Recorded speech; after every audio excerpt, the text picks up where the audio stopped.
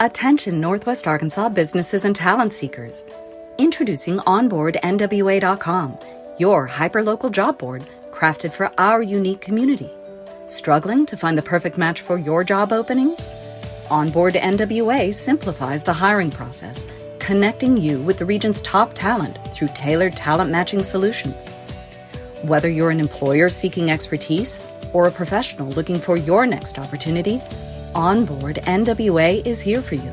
Discover more at onboardnwa.com, and let's build the future of Northwest Arkansas together.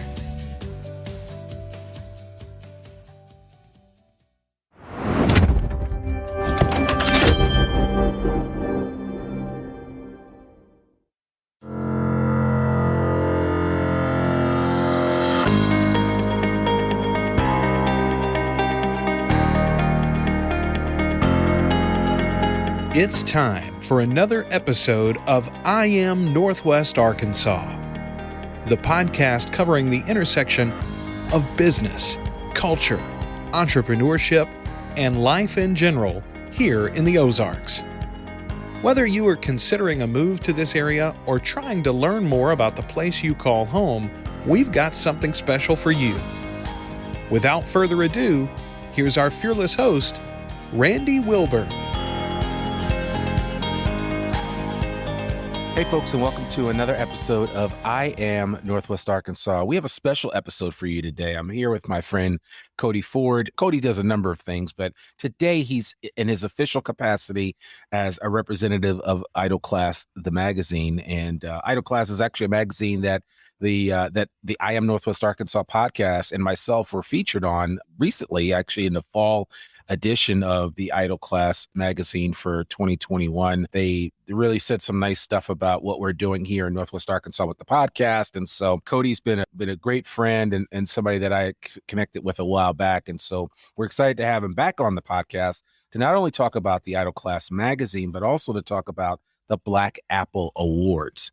And I'm going to leave this up to Kody to break it down and just to let our audience know all about the Black Apple Awards and everything that goes into putting this production together. So Kody Ford, how are you doing today? Randy, I'm doing great. Thanks for having me on the show. Absolutely. Absolutely. So why don't we just introduce yourself to the audience in case they forgot about you, and I don't know how they could do that, but just tell us a little bit about yourself and your background real quickly, just to introduce yourself, maybe to some of our newer listeners. Well, yeah, my name is Kody Ford, and I am the founder of the Idle Class magazine. And Idle Class, we launched way back in 2011, first as a Tumblr blog. A year later, we came on as a website with idleclassmag.com. And then, there's this part of me that I had right out of college, right out of UCA, for undergrad, I had ran a publication. They asked me to start one when I worked at the local paper there. And I did one called The Libertine. And it was just sort of a tabloid-sized monthly thing that we put out at the colleges because, that was whenever they first started to be like, oh, we're hemorrhaging readers and young people don't read. So I started that. And of course, they didn't really understand the full meaning of the name of it anyway. So I got that under the radar.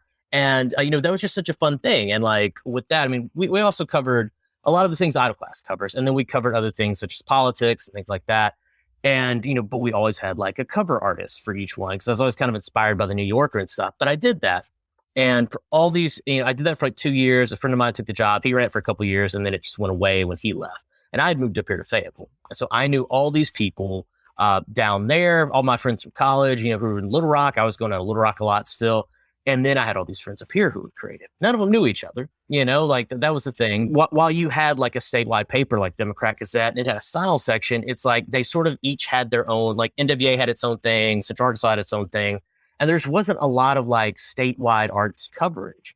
And so for years, after doing the Libertine, I was like, man, I really would love to start something. And there had been a time when I actually priced it out, and it was just such a cost prohibitive thing. I would have needed $20,000, $30,000 to launch it.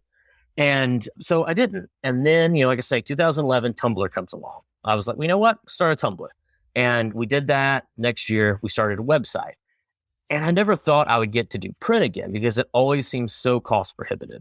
And then just randomly, I was working for a branding agency, and I was trying to get some estimates on, we're going to propose ad buys. And so I was getting estimates. A local publication, I emailed one of the people, and she wrote me back, and she's like, "Now you're not going to use this for for the idle class, are you?" And at that time, I wasn't even thinking about launching print. It seemed way out of reach. And I was like, "No, I'm not," and I really wasn't planning to. But it like planted that seed, and I was like, maybe I could check. So I went online, and then I just I found like this aggregator where you could put in sort of what you were thinking, for pages, for type of paper, et cetera. And then they would just blast it out to printers all across the country. And I did that. And I got a bid that seemed reasonable. And I was like, I could save up and come up with this. And so I already had some savings. And so I saved up over the course of close to a year.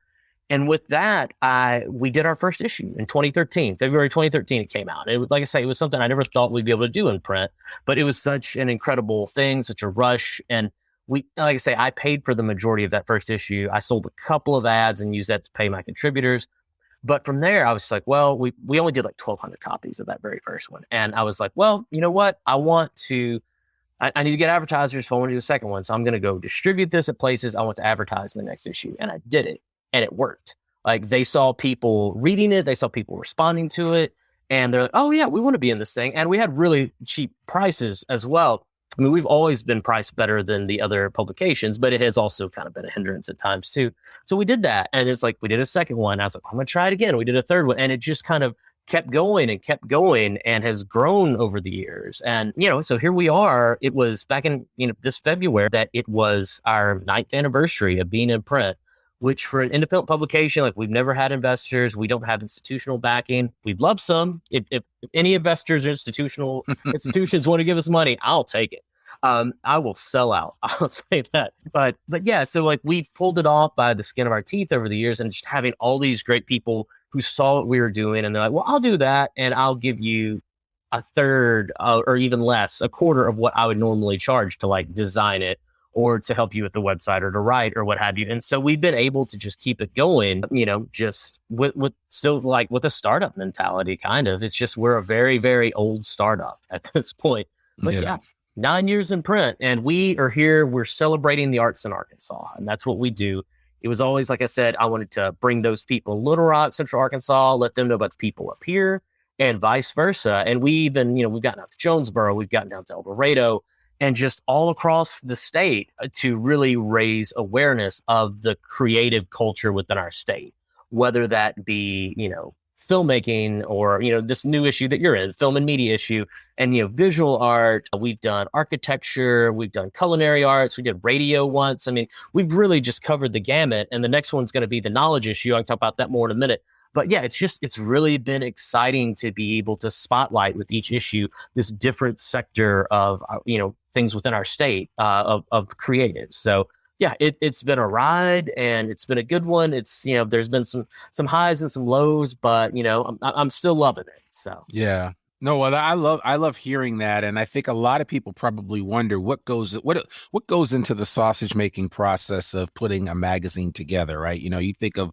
a lot of the local magazines that I could think of, like there's a Bike Arkansas magazine, and there's a magazine for well, of course we have Cityscapes, and there's a lot of local magazines on the scene, and you would think that with the proliferation of social media and everything being virtual, that magazines would have gone the way of, well, the way that newspapers are going, but they haven't quite succumbed to that yet. I think some people still like looking at a magazine and reading them and, checking them out and sharing them. I know I like to look at them on a regular basis. So, I mean, there's still an audience for that. Yeah, I agree completely. The love of holding something in your hand, that's never gone away, for sure. It's not as, widespread as it once was, but there's definitely still, I think, a place for print publications. And what I believe has helped us is we've always approached each issue like it was kind of a work of art. And so if you look, I mean, there's never been rarely have we kept like the same masthead or the same interior design. I mean, we've worked with a lot of designers over the years. I designed it personally for like the first 4 or 5 years, I think. Mm-hmm. And then since then, we've had all these great designers. So each one was supposed to stand alone as this work of art. And I think it's really paid off. And I've had so many people come up and like just make comments about how like they keep this issue. Oh, I've got that issue from last year still on my coffee table. You know, people hang on to this. I know people who have taken the covers, they put them on their wall. Like I've done that too, but you know, it's my things. But you know, it's just cool to hear that people who aren't like, you know, part of what we're doing on the creation process love it that much. Like, you know what? Got to frame that cover, put it in my bathroom or something. So that's been really cool. And I think it just comes down to really treating each one like it's not something to be thrown away, that it is a lasting, tangible thing. Yeah. So in the last 9 years, what has been kind of like your biggest or greatest memory of what you've been able to create with the Idle Class magazine that really stays with you? I mean, what has been your prime motivation that keeps you moving forward and putting out this magazine on a regular basis? I think I'm just a masochist, Randy. There are days when I feel like it. I do. Right. But in all seriousness, I think it has been the response, honestly, because people, I mean, if you go to the coast somewhere, to a big city, you mentioned Arkansas, we get dismissed as just hicks, pretty much, you know, Sure. unless it's somebody who's been here or has a connection, and then they get it. And I think Crystal Bridges really did a great job of changing that conversation and putting us on the map. But there's still, you know, that serves its own purpose as this sort of shining light on a hill. But there wasn't necessarily something, you know, down on the lower levels that was kind of doing that. So I think, you know, what we've been able to do, and just having people love it and see the need for it and just be there to support us. And like I say, I've had all these great contributors over the years and staff who've always been willing to like work for next to nothing. And so, yeah, it's just that it is knowing that we are playing a major role within the arts ecosystem within the state. And I think, you know, there have definitely been changes in the 9 years that we've been doing this in print that I've been able to see, for one. And I'm not trying to credit us on saying, oh, yeah, this is because of us or anything. But one of the big things is there's more arts coverage. Yeah. Now, some of that I definitely think is because of Crystal Bridges and now the Momentary and all that. But I also, I mean, I will say, I think maybe just a little is because, you know, some of the magazines saw us doing it. And it's like, okay, well, let's, you know, and there have been times when I've seen them do things that I've responded to try to figure out ways that we could incorporate stuff. So I think there has been a little bit of that symbiotic relationship at times in terms of, you know, covering the arts. The other thing being, and this is something I don't credit us for at all, is that there has been a major shift in people, how the powers that be in our government see the arts. And I mean, you see it here in cities as like through public art, like the way that has blown up. You know, that started with the unexpected down at Fort Smith, and that's, you know, grown up here in Northwest Arkansas, all around the state. And people realize creative placemaking. They realize the importance of it. And that has, you know, gone into the broader conversation of how that affects the economy. And so you can always say, well, Fort Smith has a cool downtown. People want to come see the murals. So they might go to a show at one of the bars. They might go eat down there. Yeah, there's that. But I think even in the last few years, and some of this I would credit to Arkansans for the Arts, is that there has been a major push within the Arkansas Economic Development Commission to recognize the arts in the broadest sense of the importance that it has within our economy here in the state. Because it's not just like, oh, you work at Crystal Bridges or like the Arts Center in Little Rock, that kind of a thing.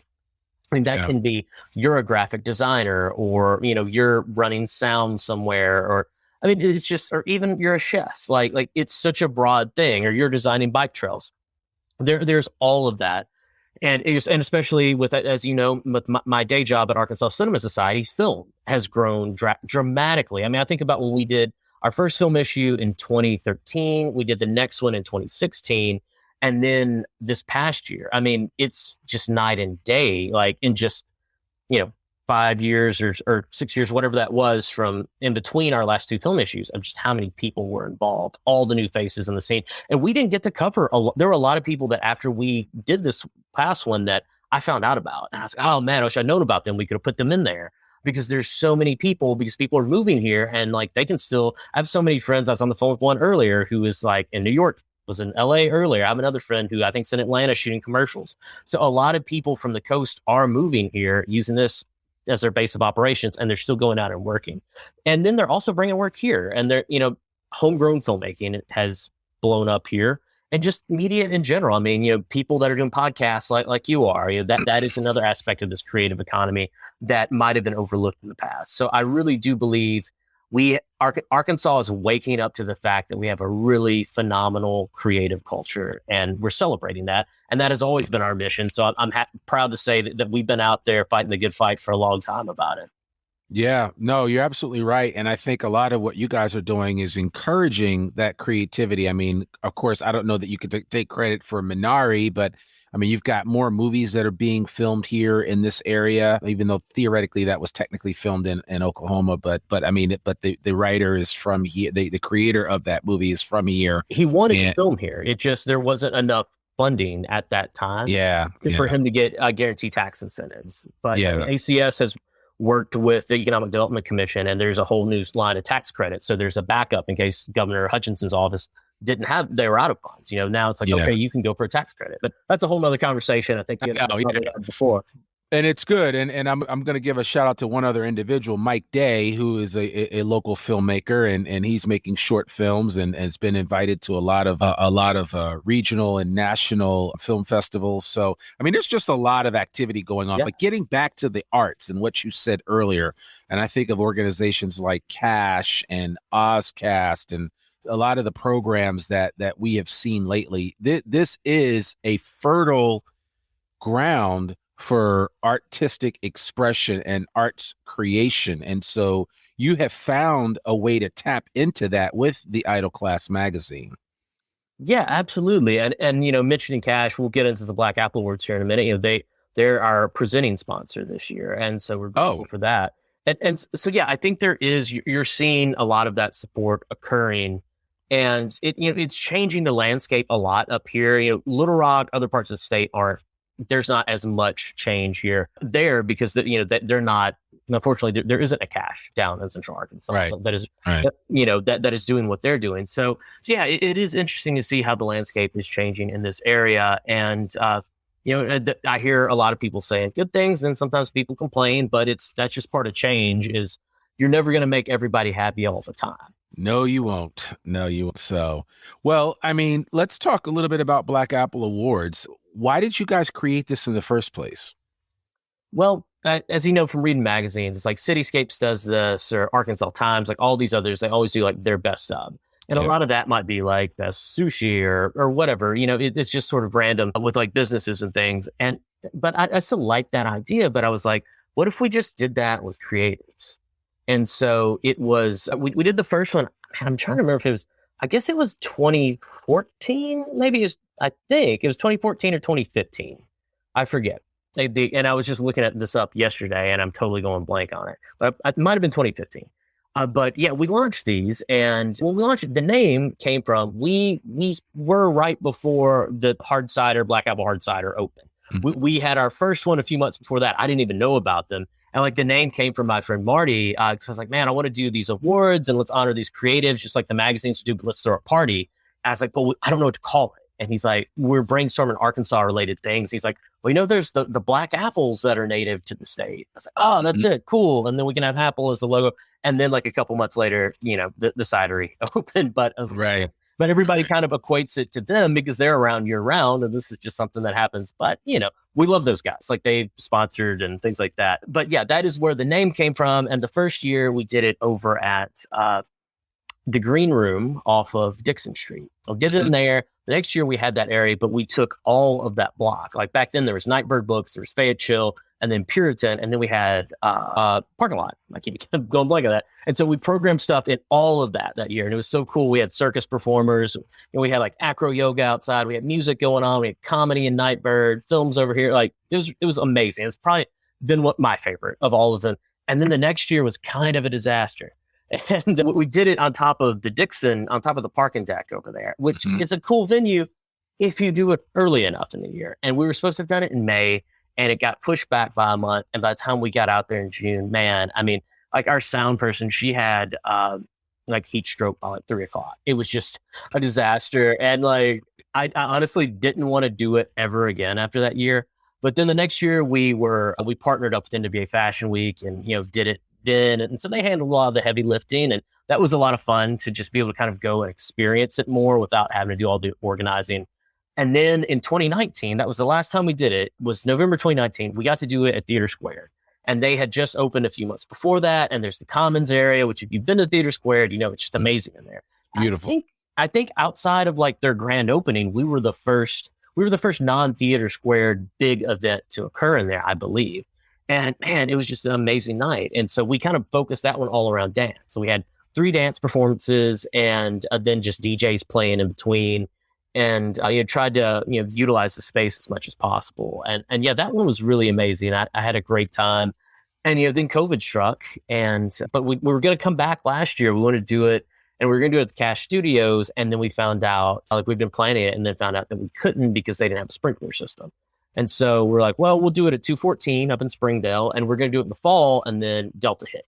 And we're like, okay, well, February 2022. And we announced that on the back of this issue. It says February 2022 Black Apple Awards.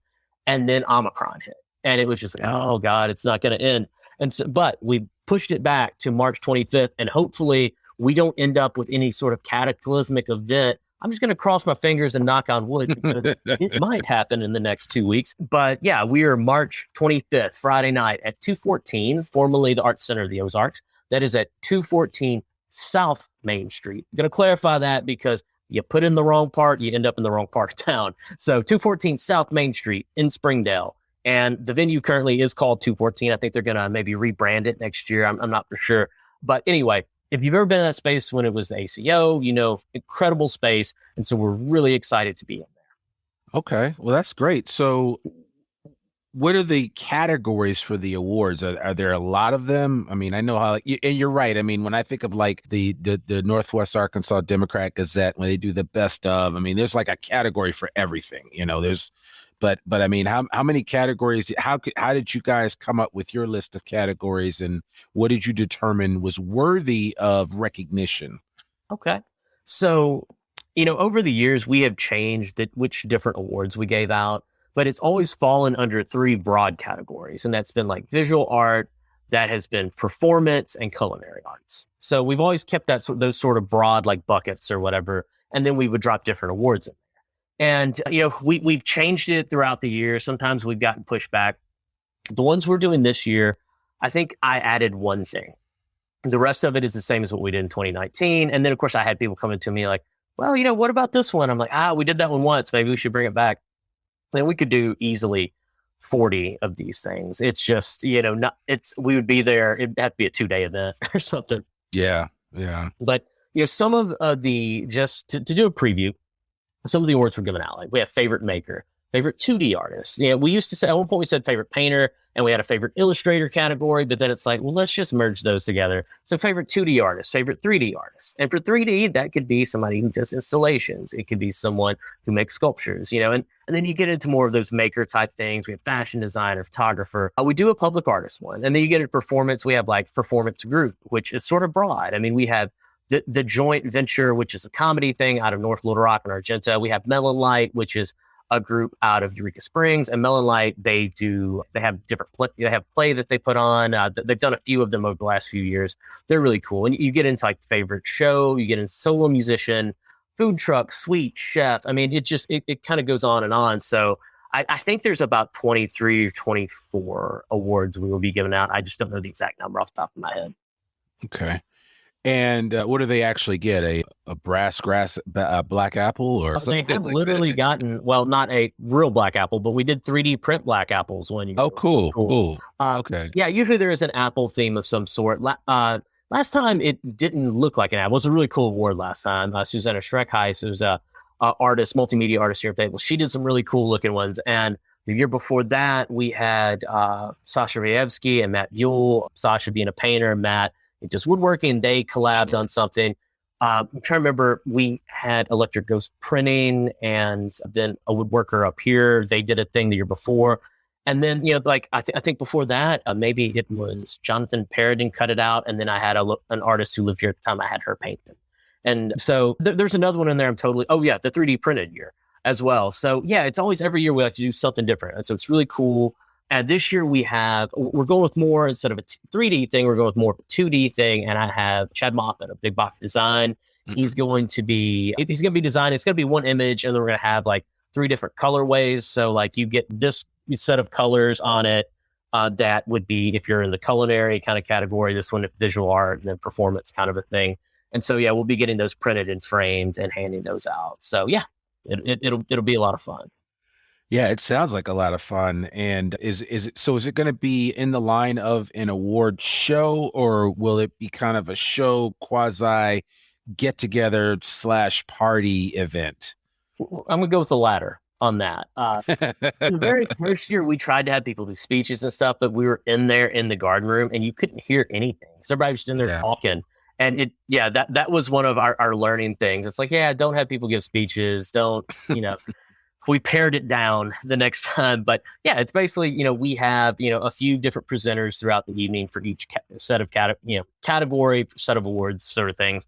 And so, we'll give those out. People can come up there. But throughout the evening, I mean, it's just a party. It is a big art party. So here at 214, we are going to have a lot of really cool stuff. There's going to be installations like when you walk in. We're going to have some video art. We're going to have neon art. And upstairs, there's a black box gallery. So we're going to have some really cool video stuff and neon stuff up there. And then downstairs, we're going to have, sculptures and things like that. And then art aligning walls. And some other cool things that we're looking at doing. We're going to have augmented reality. So everybody, remember when Pokemon Go gave us world peace for like 2 weeks back in 2016? Maybe this can inspire world peace again. I don't know. But I'm working with a filmmaker and UA professor, Ringo Jones, who is going to be putting together. I think he's going to be bringing some of these paintings to life that will be hanging there. So you can download this app. We'll have signage with instructions. You download the app, hold it up at one of these paintings, and like Ringo's going to bring it to life. So that's going to be really cool. Wow. I haven't seen anybody do that around here before. And we're also working on having an NFT gallery. That's kind of a hot button thing. Some people hate it. Some people don't know what it is. But this is going to be more of like we're going to have a screen, like a TV or monitor, and it's going to have like the image and then a little bit of info on it, and then like a QR code if you wanted to buy it. Like that kind of a thing. So we're going to be curating that with different NFTs from Arkansas-based artists as well. So and we're still kind of adding things in terms of the art aspect of it. But for performances, what we have booked so far, there are a few more surprises coming, but we're going to have Amos Cochran and Christian Serrano Torres will be performing a piece. And Christian will be kind of playing throughout the evening here and there as well. But they've got this really cool, it's going to be like a film piece with them performing there on stage in the auditorium. There at 214. And then we have a DJ Cheeseman who will be doing his thing. And then jazz hip hop guy that I know out of Pine Bluff, Dimensional, he's going to be coming up. And I think they might even collab a little bit. And Damon might play along with what Aaron is laying down as the DJ. So those are the ones we have booked so far. And I think we're going to have a couple other things that get added in between now and Friday, March 25th. So on Friday the 25th, this is going to be from what time to what time? Well, we're going to start at 6, but 6 is like, we've always kind of had like a VIP hour where you can come in and just hang out before everybody else gets there. You get Chef Case DeGuerro will be having hors d'oeuvres for VIPs, and then we'll have a special performance of some kind going on then. And then, just hang out, early entry, kick it. And then a regular doors are going to open at 7 p.m. for everybody else. Okay. All right, cool. And then you guys are going to party to the break of dawn, I guess. So something like that. Until Cash kicks us out. Until Cash kicks you out. No, I love that. I think that's great. Well, I certainly want to encourage everybody to come out and participate in the Black Apple Awards, especially if you have a bent towards the creative set. If you consider yourself an artist, I can think of so many people that we've had on this podcast, including, of course, again, like I said, yourself, Kody, and Jake Lewis, a great woodworker. I mean, one last time.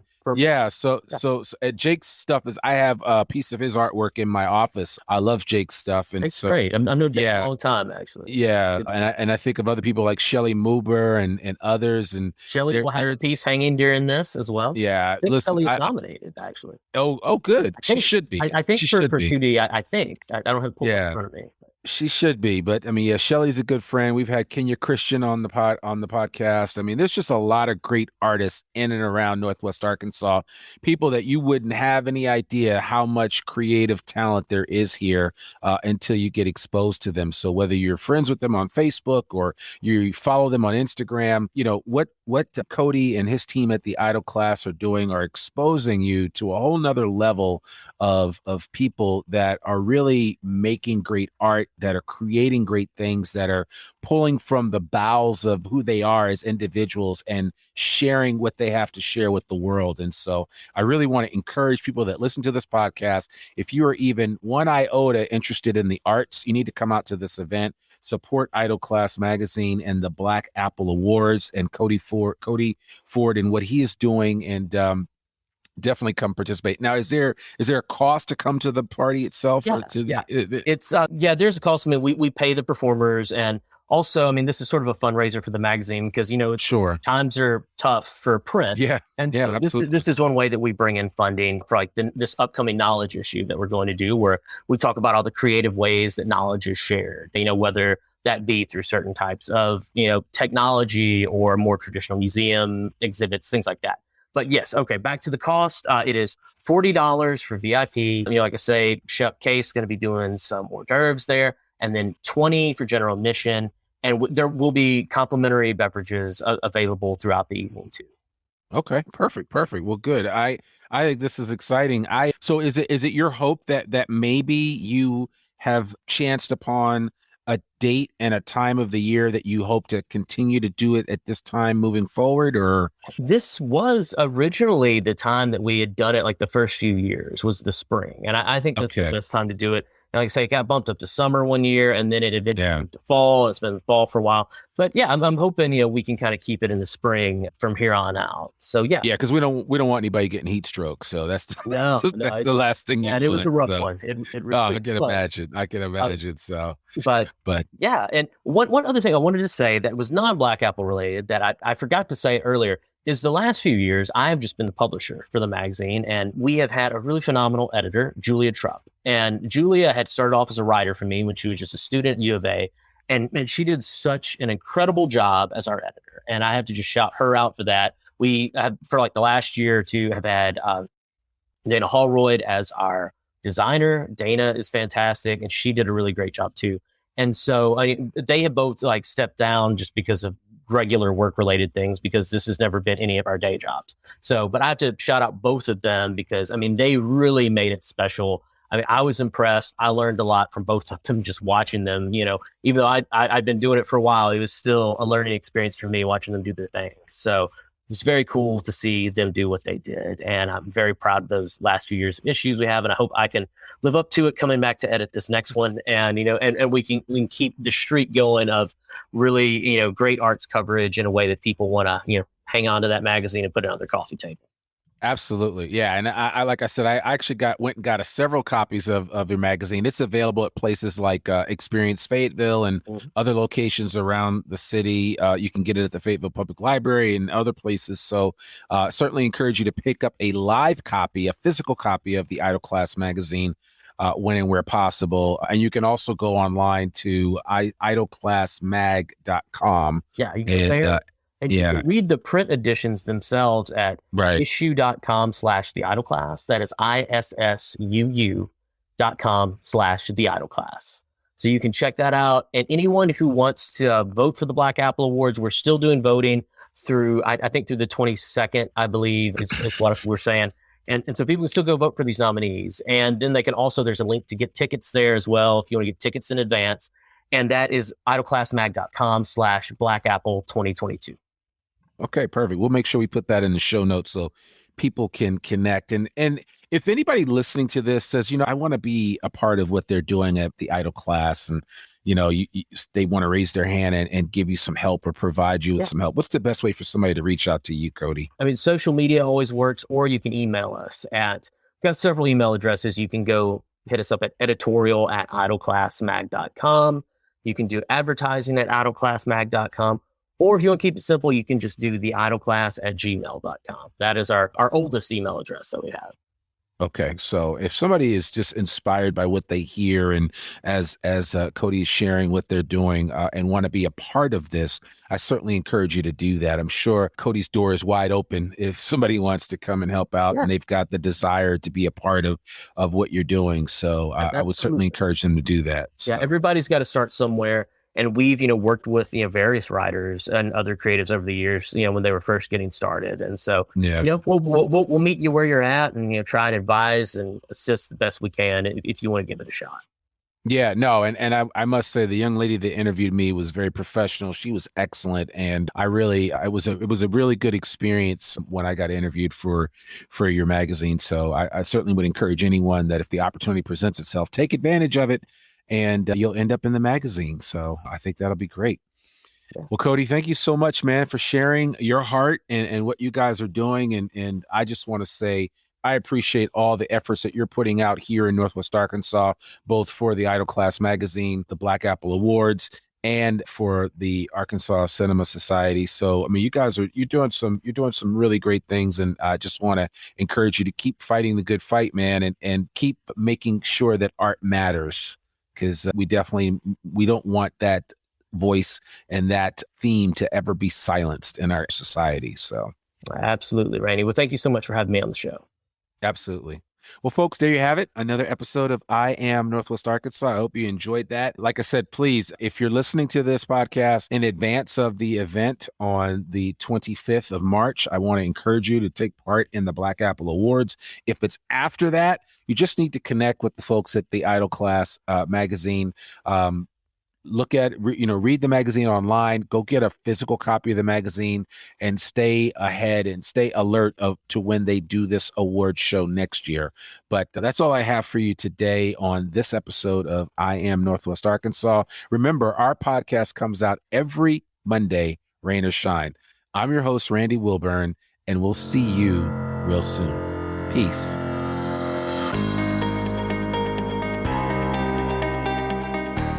We hope you enjoyed this episode of I Am Northwest Arkansas. Check us out each and every week, available anywhere that great podcasts can be found. For show notes and more information on becoming a guest or sponsor, visit IamNorthwestArkansas.com. We'll see you next week on I Am Northwest Arkansas.